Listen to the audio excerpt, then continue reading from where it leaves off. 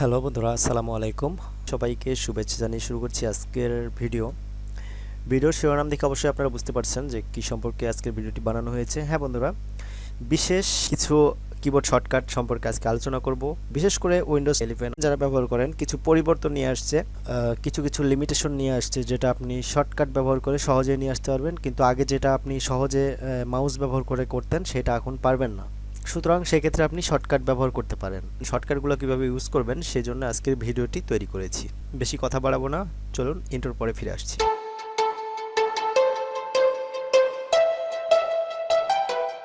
তো প্রথম যে শর্টকাটটি আমরা জানবো সেটি হচ্ছে কন্ট্রোল শিফট প্লাস স্কিপ কি। মাঝে মধ্যে আমাদেরকে টাস্ক ম্যানেজারে যাওয়ার প্রয়োজন হতে পারে।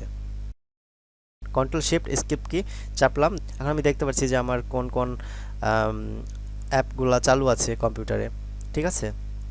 আপনি এখান থেকে যে কোনো একটি অ্যাপ বন্ধ ক্লোজ করে দিতে পারবেন ইনস্ট্যান্টলি, অর্থাৎ যেগুলো ক্র্যাশ করে বা আপনার হ্যাং করে দেয় সেগুলো আপনি এখান থেকে কিন্তু সহজেই ইন টাস্কের মাধ্যমে ক্লোজ করে দিতে পারেন। যেমন আমি যদি এখন ক্যামথেসিয়াটাকে এখন ইন টাস্ক করি তাহলে কিন্তু এটা তৎক্ষণাৎ বন্ধ হয়ে যাবে। আমি এটা বন্ধ করছি না, কারণ এটা দিয়ে আমি রেকর্ড করছি। ওকে, তো দেখেন যে এখানে আপনি আরও কিছু করতে পারবেন। এখানে সিপিইউ কত পার্সেন্ট ব্যবহার করা হচ্ছে, মেমোরি কত পার্সেন্ট ব্যবহৃত হচ্ছে, বা আদার জিপিইউ সব কিছু আপনি কিন্তু এখান থেকে দেখতে পারবেন, ঠিক আছে। দ্বিতীয় নাম্বারটি হচ্ছে কন্ট্রোল শিফট প্লাস এন। লক্ষ্য করেন আমরা যখন কোনো ফোল্ডার তৈরি করতে যাই তখন আমরা সাধারণত রাইট ক্লিক করি, যে কোনো জায়গায় রাইট ক্লিক করে রাইট ক্লিক করার পরে নিউয়ে যায় এবং ফোল্ডারে যায়। তো এত ঝামেলা করার দরকার নাই। আপনি যখনই কোনো রকম ফোল্ডার তৈরি করার প্রয়োজন বোধ করবেন, সেটা যে কোনো জায়গায় হতে পারে, ডেস্কটপে হোক বা আপনার পিসির অন্যান্য যে কোনো জায়গায় হোক না কেন, আপনি যদি এখানে যান just control shift plus N চাপবেন, নতুন একটি ফোল্ডার চলে আসলো। আপনি একটি নাম দিয়ে এন্টার করবেন, সেভ হয়ে গেল। তো এটা আমরা জানলাম। এরপরে আসছে উইন্ডোজ কি। উইন্ডোজ কি বলতে গেলে আমি বোঝাচ্ছি যে যেটা উইন্ডোজের লোগো আছে সেটা কি। ওকে, তো এই লোগো কি প্লাস এ চাপবেন, আমাকে অ্যাকশন সেন্টার কিন্তু ওপেন করে দিচ্ছে। ওকে, এবং এখানে থেকে আমি কিন্তু সহজেই ব্লুটুথ অন অফ করতে পারি, এয়ারপ্লেন মোড চালু করতে পারি, বা নাইট লাইট মোড, বা এই যে এগুলো দেখতে পাচ্ছেন অ্যালার্ম, এগুলো সব কিছু আমরা অফ বা অন করতে পারি। এখানে সাউন্ড কম বেশি করে দিতে পারি ইত্যাদি। আর আপনি যদি শুধুমাত্র উইন্ডোজ লোগো কি চাপেন তাহলে কিন্তু আপনার উইন্ডোজের অপশনটি বের হয়ে যাবে, অর্থাৎ আমাদের এখানে ক্লিক করলে যে অপশনটি পাই সেটা আমরা উইন্ডোজের লোগো কিতে চাপলেই কিন্তু সেটা চলে আসে। ওকে, আমরা এরপরে ব্যবহার করব Windows logo key plus C. Open chat from Microsoft Teams. Continue করতে হলে কন্টিনিউ করতে হবে। এরপরে আর এটা আমি দেখাচ্ছি না। এরপরে আসি উইন্ডোজ কি প্লাস ডি। এটা আপনার ডেস্কটপকে টুকলভাবে হাইড করবেন প্লাস শো করবেন। ওকে, Windows logo key plus D চাপছি, দেখেন বারবার কিন্তু এটা টুকল হচ্ছে। তো এরপরে আসছে Windows logo key plus E. Windows logo plus E চাপলে আপনার ফাইল এক্সপ্লোরার ওপেন করে দিবে। ওকে, অর্থাৎ এখানে ক্লিক করলে আমাদের যেটা ওপেন হয় সেটা ওপেন হবে। দেখেন এখানে ক্লিক করলাম, আমাদেরকে এটা ওপেন করে দিল। আপনি ডিফল্টভাবে এটা আপনি চেঞ্জও করতে পারেন চাইলে। আপনি দেখা যাচ্ছে এখানে ক্লিক করবেন, এখানে ক্লিক করার মাধ্যমে আপনি কম্পিউটার মানে দিস পিসি ওপেন করতে পারেন। যেমন এইটা এখানে ক্লিক করলে দিস পিসি ওপেন হবে, ঠিক আছে।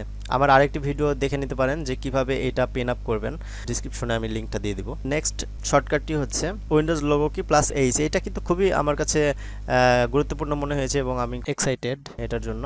দেখেন আমি যদি কোনো কিছু টাইপ করতে যাই, আমি নোটপ্যাড চালু করছি, দেখেন লোগো কি প্লাস এইচ চাপলাম, এখন আমার কিন্তু ভয়েস টাইপিংটা ওপেন হয়ে যাচ্ছে। ওকে, যাই হোক আমি এখন কিছু টাইপ করছি, এটা আমি ক্লোজ করে দিলাম, আবার আমি চাপছি Windows logo key plus H.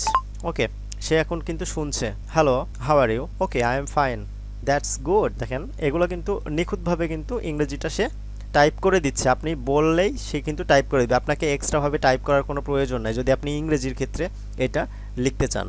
ওকে, তবে বাংলা বা হিন্দি এগুলো মনে হয় বুঝতে পারবে না, কারণ এটা তাদের ডিকশনারিতে নাই। শুধু ইংরেজির ক্ষেত্রে এটা কাজে লাগবে, তবে এটা ইংরেজি লেখার জন্য খুবই কিন্তু ইউজফুল হতে পারে। অর্থাৎ Windows logo key plus H. ওকে, কোনো কিছু লেখার সময় এটা আপনি ব্যবহার করতে পারেন। এরপরের শর্টকাটটি হচ্ছে Windows logo key plus L. ওকে, Windows logo key plus L চাপলে এটা কি করবে দেখি,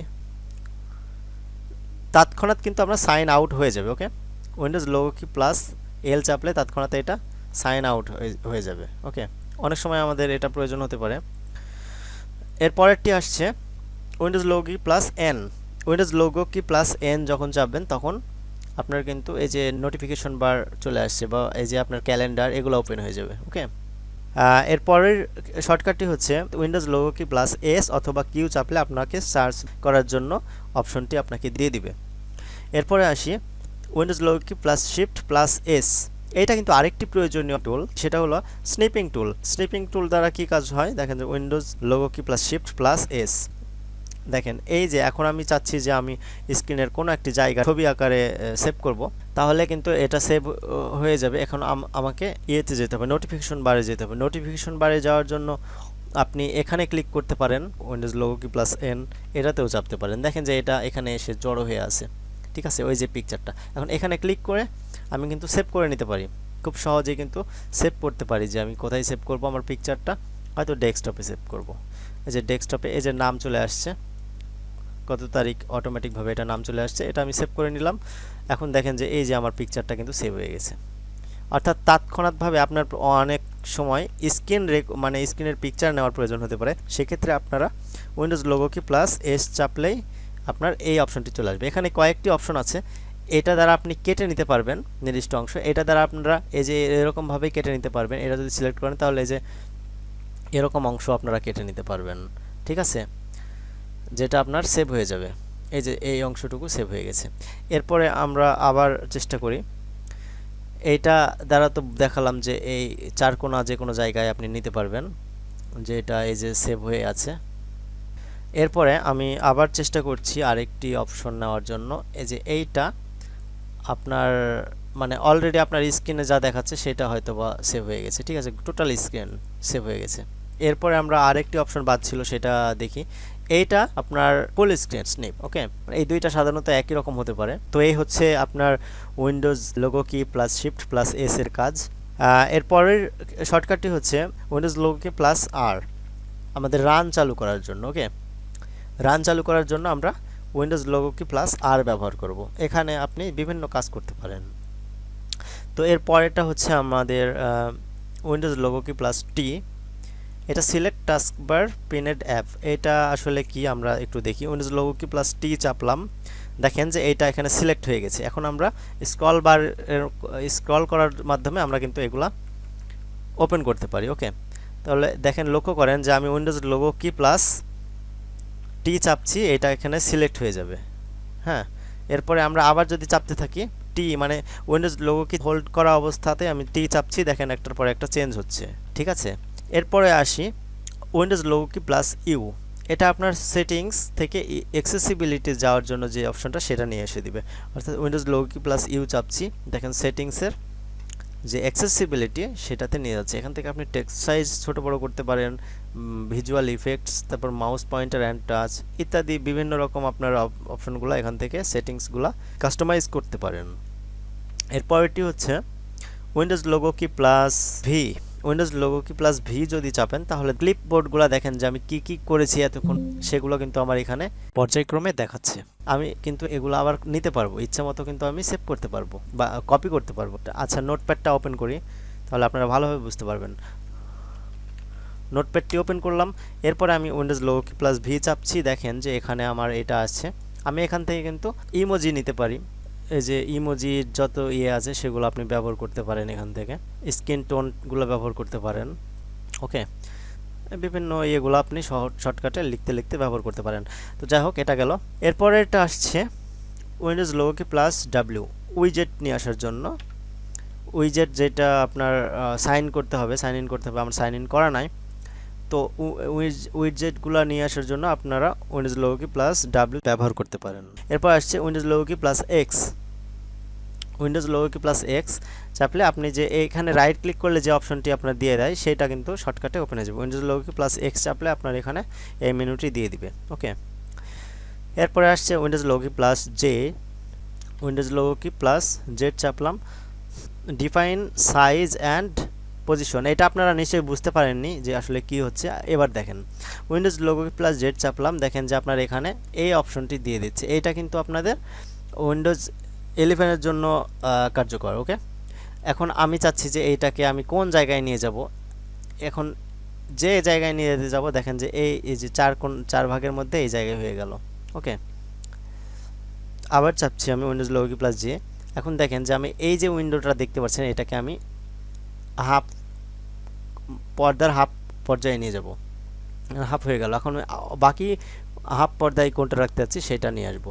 ব্লেন্ডার নামের যে আমার ইয়েটা আছে সেটাকে আমি রাখতে যাচ্ছি, সেটা চলে আসলো। ওকে, তো এইভাবে আপনারা উইন্ডোজ লোগো কি প্লাস জি ব্যবহার করতে পারেন বা জেড ব্যবহার করতে পারেন। ওকে, তো এরপরে অল্টার কি plus F4 close currently active window. আপনার বর্তমানে যে উইন্ডোটি চালু আছে সেটা যাই হোক না কেন, যেমন আমার এই যে এইটা চালু আছে বর্তমানে, আমি চাচ্ছি যে এটাকে আমি তাৎক্ষণাৎভাবে বন্ধ করে দিব। সেই জন্য আমরা অল্টার প্লাস F4 চাপলাম, দেখেন ওইটা বন্ধ হয়ে গেল। যতটাই আপনার অ্যাপ চালু থাকুক, অ্যাক্টিভ থাকুক, এইভাবে সবগুলো কিন্তু একে একে ক্লোজ হতে থাকবে। ঠিক আছে, তো এটা গেল। এরপরে আসি আমরা F2। দেখেন আমরা যে কোনো একটি ফাইল যদি রিনেম করতে চাই তাহলে কিন্তু আমরা এখানে ক্লিক করে রিনেমে যেতে হবে।